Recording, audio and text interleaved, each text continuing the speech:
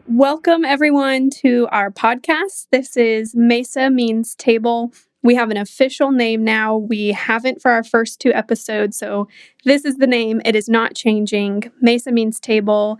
Quick story about that. We are in Phoenix, Arizona. Mesa is a city in Arizona. Our creative community is called Mesa. But when we talk to people about Mesa, they often say, "Oh, you're in Mesa?"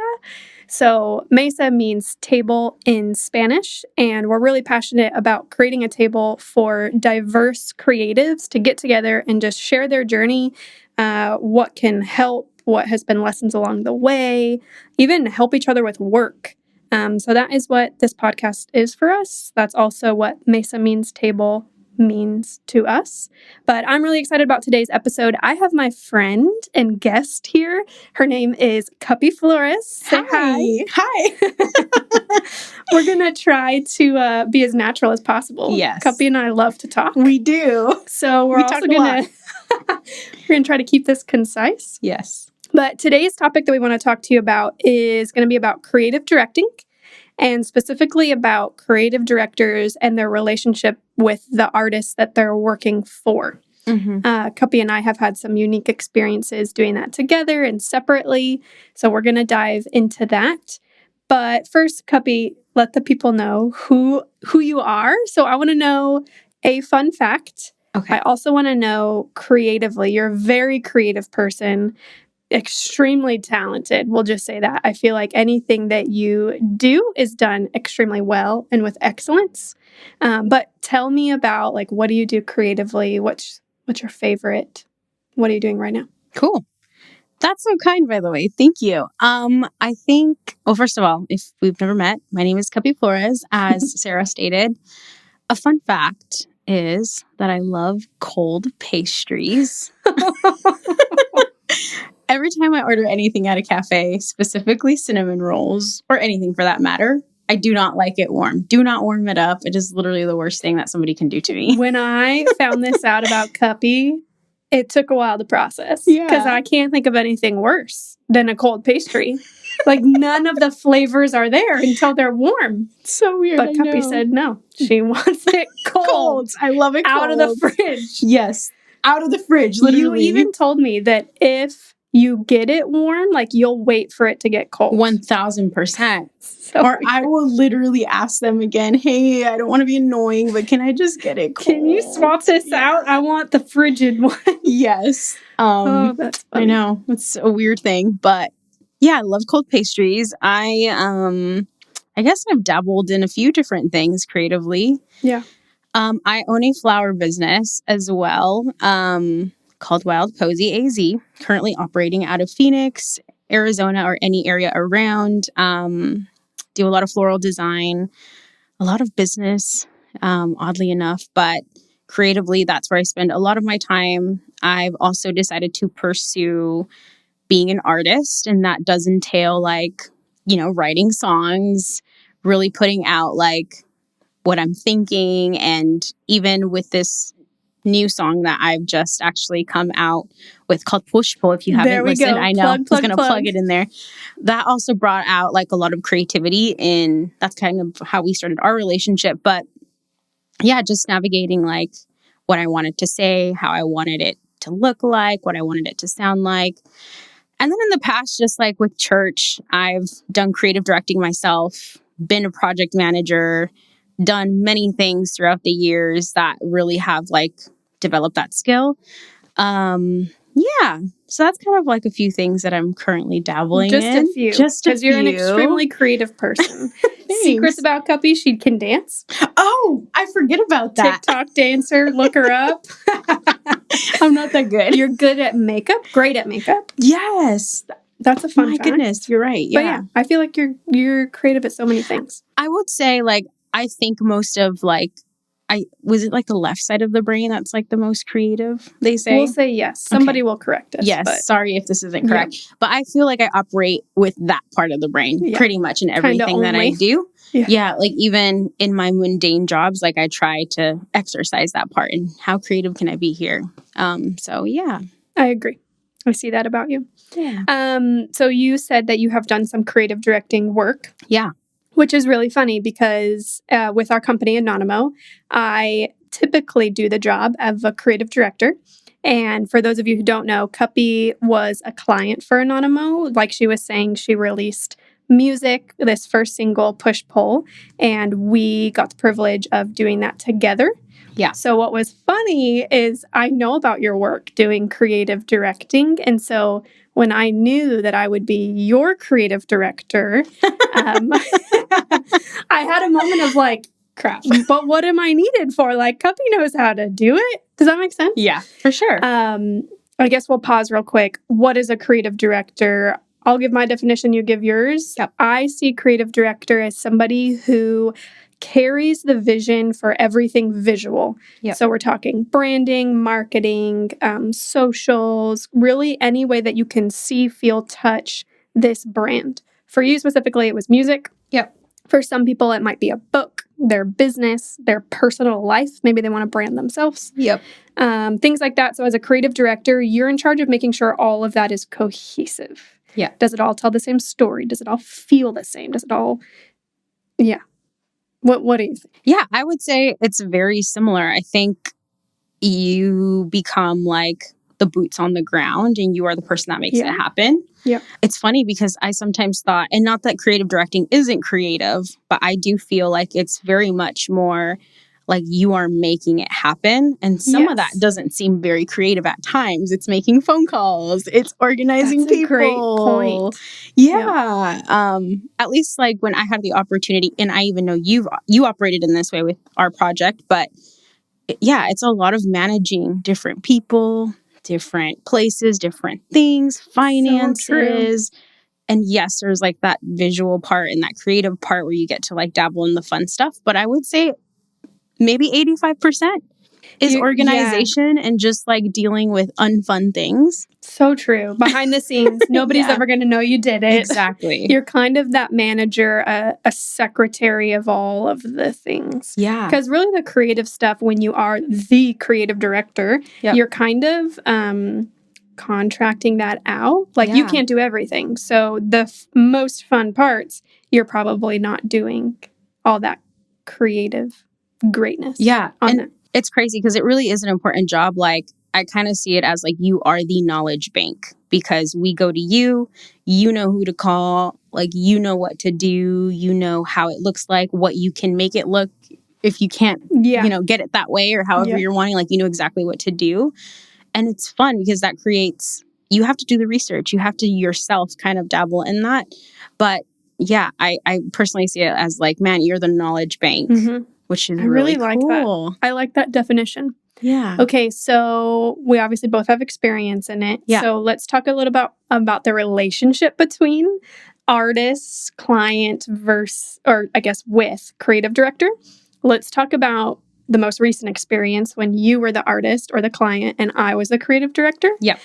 So I would say when we first started that project, I would say you tell me if I'm wrong. I think we're much closer friends now. Oh, yeah, absolutely. Okay. We probably started that maybe more than a year ago. Yep. Okay. That journey obviously brought us closer. Yeah. So what did it look like in the beginning days when you knew I'm going to be your creative director, which is pretty vulnerable? Yeah. What did that look like? How were those first moments together? What were you worried about? I think at first my initial reaction was excited. I was really hyped and I really was like, great, it's going to be amazing. But then I think I went like to control freak mode because of the fact that like I've done it before and there's like this thing. It's not just like myself. I feel like a lot of creatives just feel like if you've done it, you know it best. Yes. Well, especially when it's your vision. Exactly. You have to hand that over. Exactly. Yeah. So I went from like excited to a little bit like fearful because I think, especially with like Push Pull, which is like my very first song that I'm releasing to the world. And it was really important for me. So I think like I was really fearful in the fact that like, is someone going to actually care about like visually putting everything together the way that I imagined it to be? Yep. And there was like this trust thing for me. I mean, trust is really important in general, but I think for me, it was like I started thinking to myself, like, could I trust Sara to actually do this job? And then I went into like the humility part of it, because I do think that like you have to have a little bit of humility to know that like just because you've done it before doesn't mean you do it better, or that you, absolutely, or that you have the more experience. Like, I've done creative directing doesn't mean I'm good at it. or you're great at it, but doesn't mean you're the only one that's great at it. Exactly. Yeah, I hear what you're saying. And yeah, there just had to come like a time where I had to really navigate that internally and just kind of hand it over.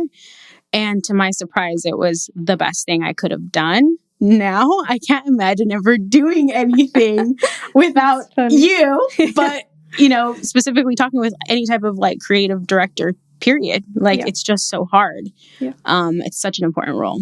I agree. Yeah. That's difficult. Like the humility lesson, the just like you're kind of like laying something down and just hoping somebody will take care of your baby. Absolutely. Right? And you're doing it like you knew me. I wasn't a stranger. No. There was a reason that you and I were chosen to work together. It could have been somebody else on the team, but it was me and you. Yeah. Can you give me like a practical that you needed to do to kind of get past that hump? So you were talking about that there was a moment you were excited and then you went to control freak and then you were like, you know what? I'm just going to find the humility in this and kind of hand it over, see what happens. Oh, it turned out good. What was a piece in there that you physically had to do? Well, I think at the time I was also like navigating like a lot of like personal things that required me to see a therapist. So like my therapist just straight up said like, just let it go. Wow. And that was really helpful for me. So I think practically how that would look like is like having like a second pair of ears that you can bounce that internal thought with, husband, friend, whatever. For me, it was therapy. And yeah, she was just very direct and said, you need to let it go. And I was like, okay. And it was at the time where we did my party where I just genuinely was like, all right.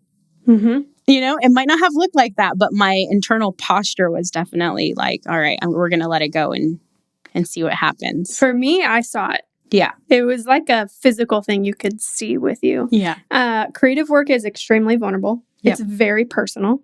When you are the creative, a lot of times those emotions are very complex. Yep. Because you're trying to create something. You're trying to take something from nothing and make it something. And along the way, we're typically asking like, I hope someone likes this. Yeah. Maybe we're not saying that, but somewhere inside, we're typically asking that. Yeah. So yeah, that's difficult. I'm really glad you had your therapist to say something. Oh, that's what I was going to say, is that I could see it. I knew where my place was, but I knew that you were struggling, and I saw when you kind of had the freedom of, okay, I'm going to let somebody else help me. Yep. And you were never pushed out. Like, we do this work together. Right. But you didn't have to do it alone. Yeah. I think that that's what, like, creative director and artist together, I think that might be the biggest lesson, is as an artist, understanding I don't have to do this alone. Yeah. I don't have to make this happen, create this into being by myself. Yep. Actually, there's somebody that can help. And as a creative director, it's not that person's job to take over and create their vision. Like, their literal job is to hopefully understand your vision so well that I can carry it for you. Yeah. And kind of take some of that load off, take some of that pressure off, do it together. Yeah. And you did exactly that, I should say. Thank you. Absolutely. What were your initial thoughts like taking on that project? I will say, okay, we'll be really honest. I did feel the pressure of like, what if Cuppy doesn't like this? We're going to be honest.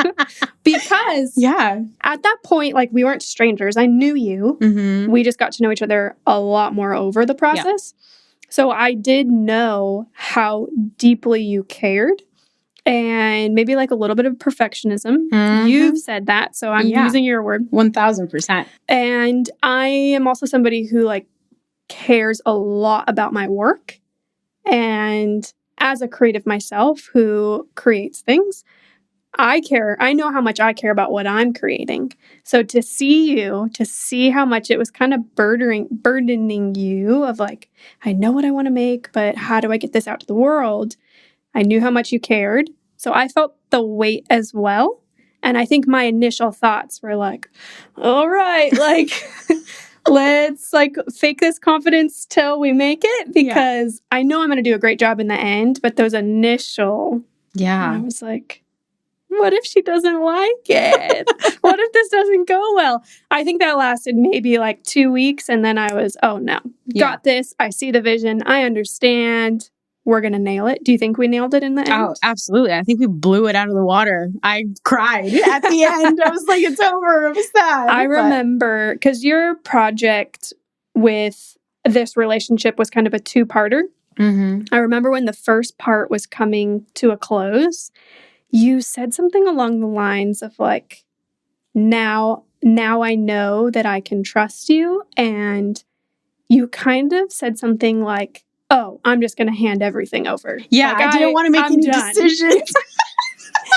I went to the opposite extreme and said, you make every decision. It's true, which I was okay with, because I knew when to come to you and when to ask you questions, when to include you. For sure. It was really like, that is like an A+ gold star moment when you hear who you've been working for say, oh, you understood what was in my brain so well. For sure. Okay, now I trust you. It got to the point where I didn't even want to choose my own photos. I was like, you can choose them. That's true. Then you became like pendulum swing, and it was like, I don't really care. You tell me. And I was like, no, I need you to choose. It's so funny. Funny. Yeah, that was a really great experience. I think also for me, one of the really cool things about working with you that I learned along the way, which was really a really important lesson I think that I will forever take, is you don't have to be super personal. You don't have to take things super personal in like your work relationship. There is an element like of friendship and like we are friends outside of our work. But I think for me, it's just like even shooting you straight when we did, or vice versa. Like there was never any element where I felt like I couldn't be honest. That's cool. And it wasn't personal. Like whether it was something that like we said about a specific project, or if I said, hey, I don't think that this was what I wanted, which there was not very many of those moments. No, but there was some. Yeah. But I think it was just really refreshing for it to just be what it was and move on. There wasn't like this lingering, oh man, I hurt her feelings. Or now this is going to be awkward. Man, like if I look at this picture, I didn't want that. You know, it was a very honest relationship, and it wasn't, I guess that's the best way that I can describe it. We just didn't take it personal. And that's something that I will always forever value and take forward with me, because sometimes you just need to execute and just know that like, hey, I'm not criticizing your work. We just need to get something done. And I loved that. Like, and I learned that from you, because you're a great communicator. You're so good at your job. That's so kind. I was like, damn, I need to be like, okay, I can't take it personal. That's so kind. Yeah. You told me that recently, and I have taken that with me. Like, what? I communicate well? Like that has been really profound for me. So thank you. Yeah, you're welcome. I think I learned something really similar from you, because I remember having the moment of like, oh, I can trust that she's not taking this personally. Does that make sense? Yeah. Because we and I have worked with so many different creatives, and there's not always that moment. It's not always received well when you critique and let's be honest, like that has to happen. There has to be feedback. There has to be criticism at some point to refine something and make it the best product. 1000%. It's not always received well. No. So that was very refreshing. I think I'm hearing from both of us when we realized, oh, this can actually exist, this feedback, this critique, and it's okay. Yep. And we'll see each other tomorrow, and we'll be best of friends, and it'll be fine. And because that is our work, and we're getting better. Yeah. It wasn't taken personally. Yeah, for sure. And I love that. Like, I think this experience taught me how to have a really great backbone as an artist. This is something I really want to do. And I think like whether it's working with you or maybe other people in the future, it just taught me the value of working with somebody, because I think very highly creative people like you and me sometimes tend to be lone rangers. thinking So we can true. do it all.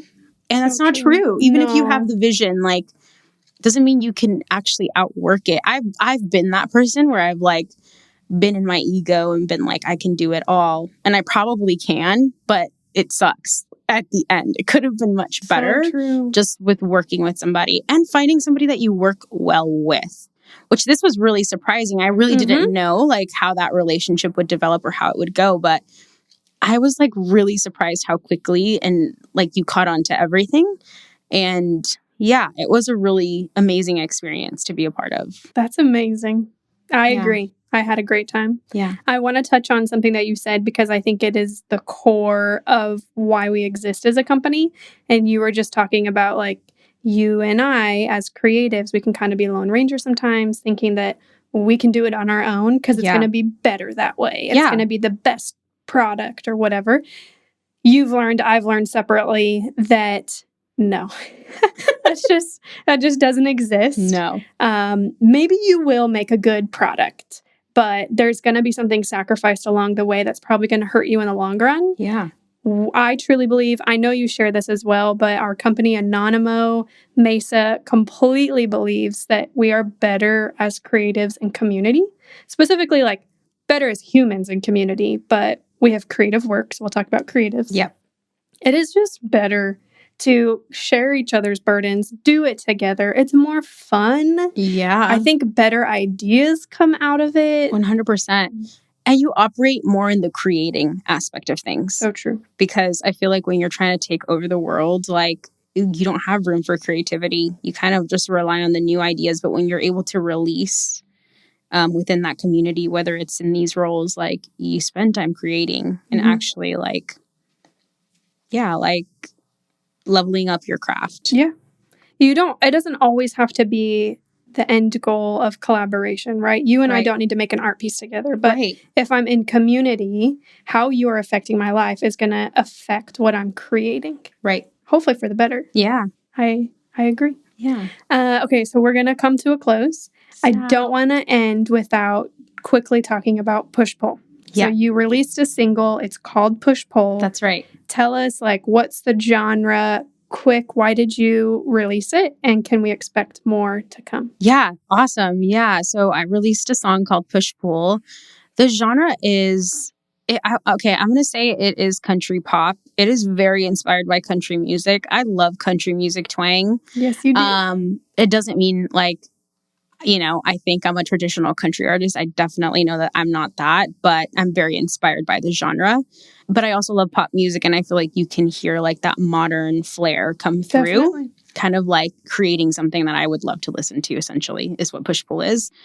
And I think like it's just a really amazing story that I got to share about an experience that happened within a friendship. And yeah, that was kind of like my way to release that. And it was a really cool way to kind of share that experience with everybody.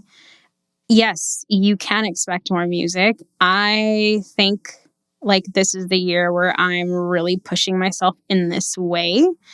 I think I've always done it behind closed doors, but I think this is where I'm finally kind of like, I don't really care what people think. I'm just going to go for it. And I absolutely want to release more music. I'm really hoping I get to do it again this year. And even if it's not like a single, maybe an EP, I'm not sure, but definitely expect more. Follow me on all the socials because I'm active on there. Yes, you are. On anything. But yeah. Amazing. Really fun. Thank you for sharing. Thank you. Thanks for being here with me today. Yeah, we should do this again. Absolutely. I think that would be fun. Yeah. I definitely want to do it again to talk just to you as a woman in business, but that'll be another day. Yeah.